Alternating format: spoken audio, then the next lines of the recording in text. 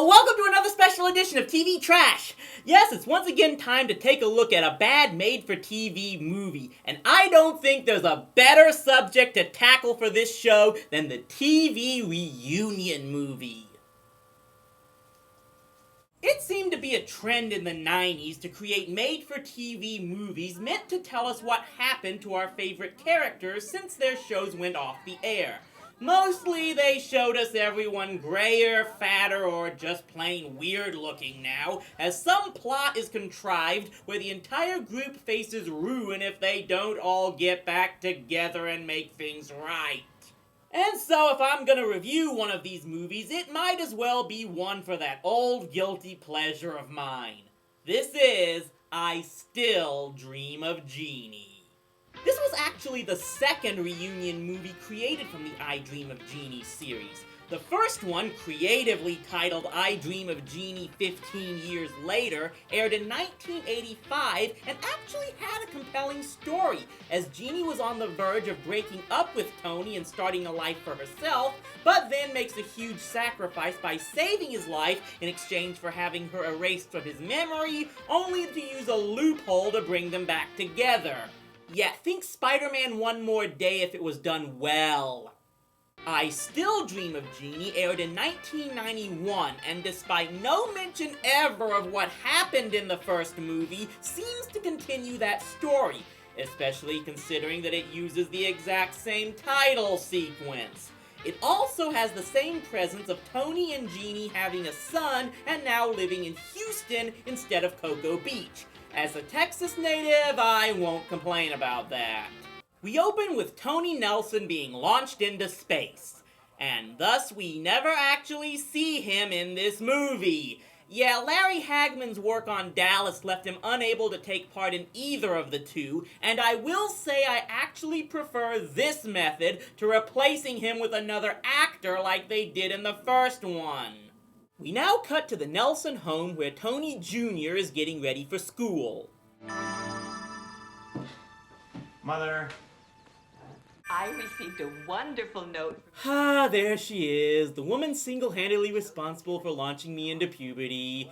Yeah, Barbara Eden was about 57 when this was released, and still looking pretty damn good to me.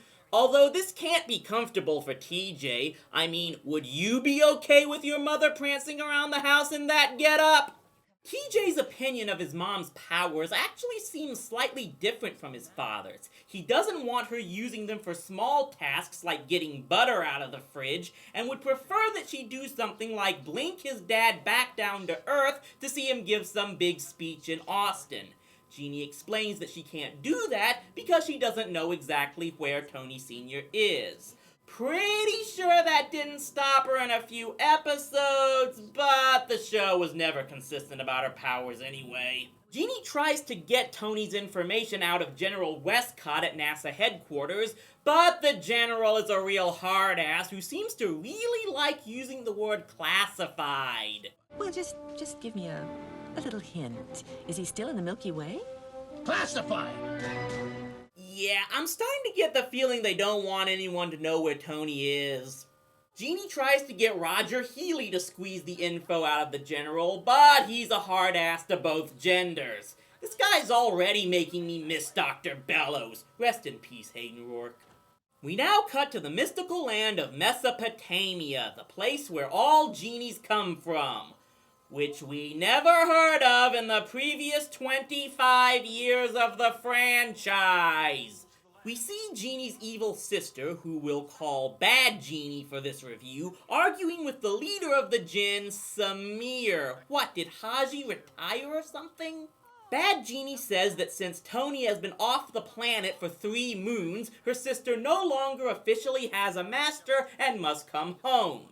One other fact about genies that we'd never heard of before. Samir is suspicious because good Jeannie returning somehow means bad Jeannie can go back to the real world. How does that work? The movie never explains. You remember when you were in school and you were studying the sacred scrolls of Rizmak? Well, I did not always pay a lot of attention to my instructors. And I don't remember hearing about those scrolls in 129 episodes. Without a master, no genie may remain in the plane of reality. Your master has been gone for more than 3 moons, Jeannie. Didn't she spend 2,000 years here without a master when she was trapped in her bottle on that island? Samir finally agrees to give Jeannie 2 weeks to find her a temporary master until Tony returns. Yeah, I'm wondering how Tony's gonna react when he hears she had no choice but to find herself a sugar daddy. Obviously, the first order is to create plot conveniences that prevent the obvious choices. A master must be single. Well, Mother, I'm single. And over 21. Where did all these rules come from? I don't recall there ever before being such specific criteria for a master besides, oh, I don't know, possessing the bottle! It's as if no one on this production staff knows anything about Jeannie. The movie was written by April Kelly, who did go on to create Boy Meets World, but this makes it look like she never saw a single Jeannie episode. 15 years later did have actual connections to the show, perhaps because it was directed by longtime Bewitched director William Asher. Here, it's like they just said, there was a TV show about a hot blonde in a harem outfit? Yeah, let's make a movie about that. Do we need to watch the show? We'll just wing it. It's not like anyone who watched it paid attention to the plot. Again, some of us guys do think with our upper halves, and we do pick up on things like story continuity. About the only thing they get right is that Bad Jeannie is still a manipulative biatch who, surprise, surprise, is going to sabotage her sister's efforts. Oh, well, for one thing, you're incredibly naive. I am not naive. Why do I have the feeling you're about to contradict yourself on that? Never fear, sister. I will help you find a temporary master. Oh, how? You're not really buying this, are you? The way to meet a man and keep him interested is by going on a double date with me. You know, I've argued for years that Jeannie is not the bimbo everyone claimed she was, but this is inexcusably stupid! Jeannie knows that her sister has always been jealous of her and Tony. She knows how many times she tried to break them up, including immediately after they married, and yet somehow her sister's appearance now doesn't trigger any red flag that she might just be behind all this, and in fact, she accepts her surprising offer to help. But he did not seem to be too enthusiastic when I asked him when that would be. Oh, nonsense. I heard him give you a definite time. But I have been alive a very long time, and I do not recall one occasion when hell froze over. Jesus, she's the most clueless of your kind. Well, there was the one who married Henry VIII, but we don't talk about her. Oh yeah, and apparently this wasn't a good enough story to cover the entire movie, so we get this subplot involving these two stooges who want to steal some secret rocket fuel formula from the NASA base. Yet think Marv and Harry from Home Alone if they were less funny. Daddy, this can be some big bucks, right? Big bucks. The whole thing involves them stealing the General's file for the xenon fuel at the same costume party where Jeannie and TJ are looking for the info on Tony, only these guys get all of Tony's information. Oh, we must be very careful. That button looks like some kind of an alarm. Oh, well, of course. General Westcott probably put it there so that he could alert the entire Space Center if anybody tried to get at the file. Yes, and we do not want any alarms going off while we are in here. Oh, okay, I'll be careful.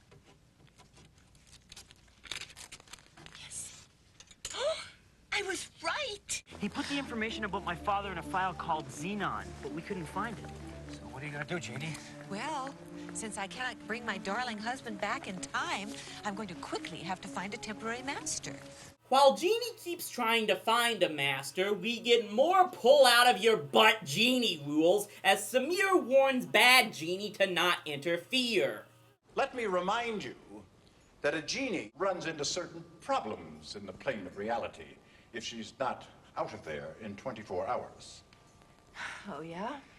What problems? Well, first, she begins to lose her magic powers. Then she begins to show her true age. And very few people look good past the age of 1500. Bad Jeannie's new plan involves getting rid of TJ so Jeannie will be more focused on finding him than a master. I can't believe my own flesh and blood would do this to me. Do you know anything about your Aunt Kid? I'll bet she never even had gum for you when you were little.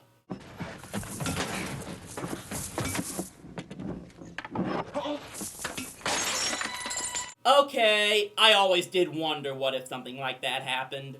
It's at this point that everything starts getting thrown at us at once. As TJ tries to get home, he runs into the bumbling thieves from earlier, which makes the police suspect he's involved with them. Meanwhile, Bad Jeannie is looking for TJ while her powers are running down, and General Stuffed Shirt has discovered the missing file and naturally blames Jeannie for it.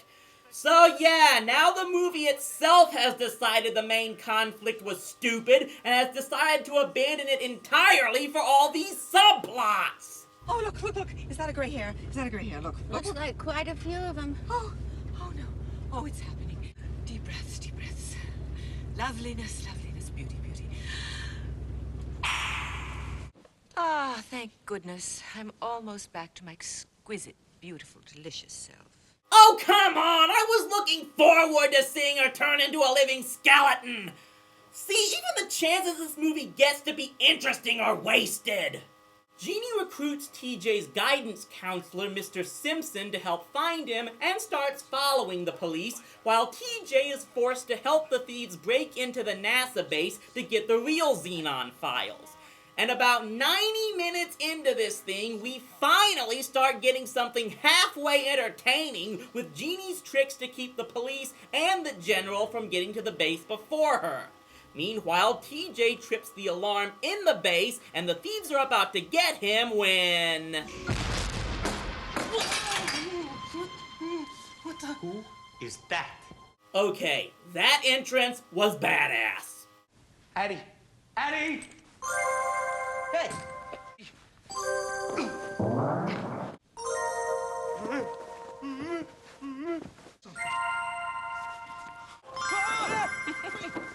I have never done that before. So Jeannie leaves the thieves for the police and the colonel. Mr. Simpson takes them home, and it looks like everything's hunky-dory. Aren't we forgetting something? I did not find a temporary master. No! Mother, why didn't you ask Mr. Simpson? A master must be single. Mr. Simpson isn't married? Who is Hilda?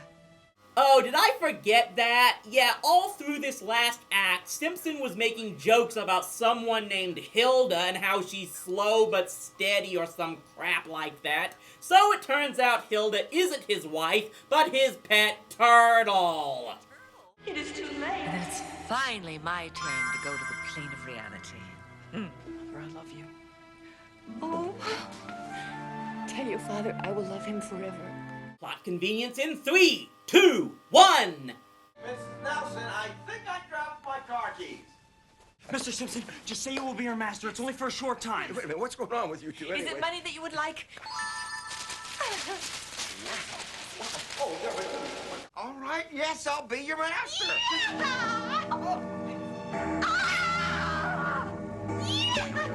So, now all you have to do to get a genie is say you'll be her master. Forget all that freeing from the bottle thing. Read the freaking Arabian Nights!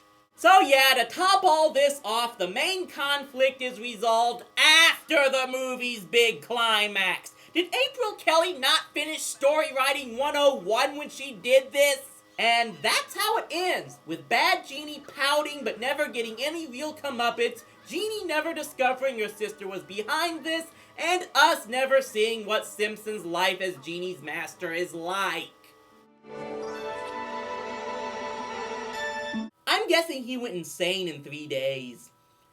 This might be the worst reunion movie made, and trust me, that's a bold statement. The story makes no sense if you know anything about the show it's based on. The chances it has for interesting conflict are wasted, the actors seem to mail in their performances, and the main plot becomes an afterthought in the third act, with its resolution just thrown in there. It's a sad way to conclude one of my favorite TV franchises. Sometimes I think my greatest wish is for a movie like this to not exist! I thought your greatest wish was the one I just granted in the basketball playoffs. See you next time on TV Trash!